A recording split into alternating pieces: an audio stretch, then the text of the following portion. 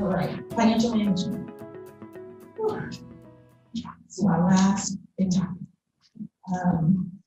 But I hope that you know, like, we have been having fun. I mean, like, we're doing work and we're seeing outcomes, and it's fun because you know the work is happening and having an impact. So, financial management is one of the other areas that I brought to you as I walked in a year ago.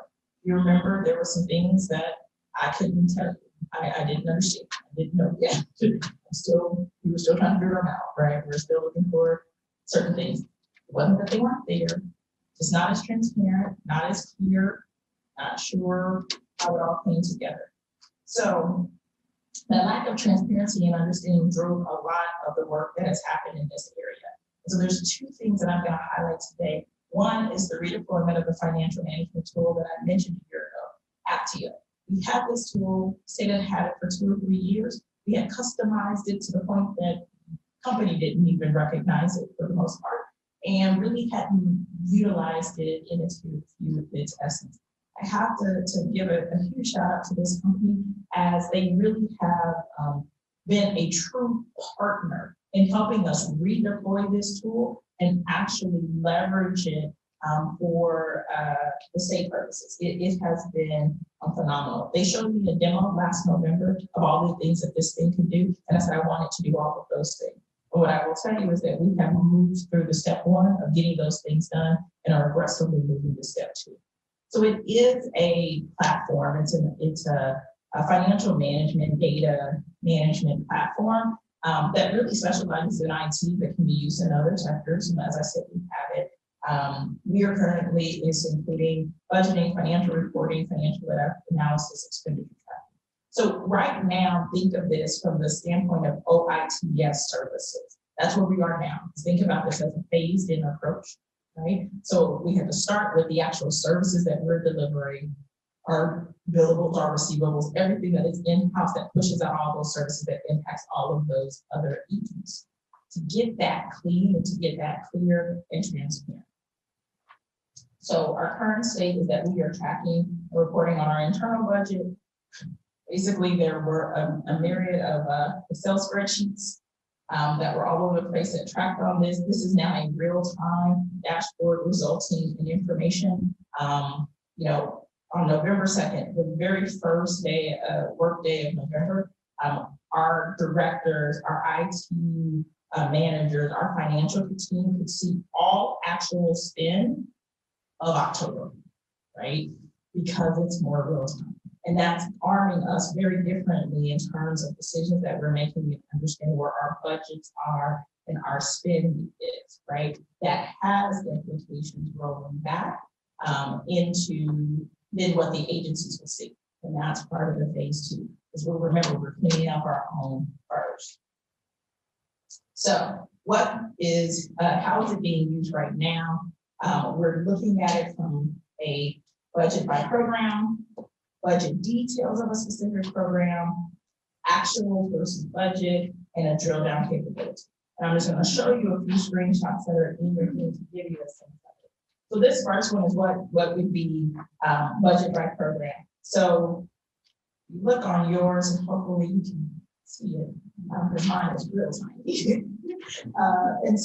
But for instance, our different programs within OITS, network and telecom, O365, the different programs and services that we deliver. This allows us to look at them kind of by program or cost, kind of at that high level. And you can see it's very user-friendly, very tiled, so like my IT directors can go in there. Hey, I'm the telecom director. I click on my telecom bucket as that director, and now I'm able to see my specific budget details as that telecom director, right? So now I'm able to get that budget details specifically as to what is out there, and it allows me again to click down and to click through. It also allows us to have that real-time actual versus budget, right? So just standard things that you would think of, like, when you run a typical budget report for something, to say, this is what your budgeted, we're at the, like you would do for salaries, we're at the 25% markup for the year, and you spent at the 30% mark, or you're at the 10% mark, things of that nature. But real time, and because it's interactive, it would allow you to click and to go down to see what's up. Why am I spending high? Why am I spending low, right? This is real time, or as real time as we can get at the fingertips of my IT directors in these areas that are managing these services out to agents, right? This is something that previously someone would have had to pull information from an Excel file from a report, but that director probably didn't see on a regular basis and didn't inform some of the things that were happening or the decisions that were happening, or that information was really kind of up here for a certain level and not part of really strategic conversations all the way throughout. And I share this because it's important. And again, not to say the budgeting wasn't happening, not to say that this information wasn't there. It wasn't there at this level to really be integrated into the way that we're delivering services at that level. And then, of course, you can drill down all the way in to a particular cost center, right? To see if there's a particular area where you need to understand what are we doing in this actual cost center. It actually can drill down all the way to the voucher level. For that IT director, if there's a discrepancy or an issue in which they are looking for, right? What I will say in this space is that this is a crawl, walk, run. And for my team, unfortunately, I usually step over the crawl and walk and just tell them to run. So we've been pushing on hard. But what I will tell you is that what I just showed you was from the viewpoint of my IT director being able to understand and see, if I'm over network, telecom, I'm over security, what's going on in terms of our spend and things of that nature. This system has the ability to also have a customer view, so an agency view, right? To see their billing and to see what they're spending on at any time, what they've budgeted at a certain point in the year compared to, where they are, right? Or what was projected or things of that nature.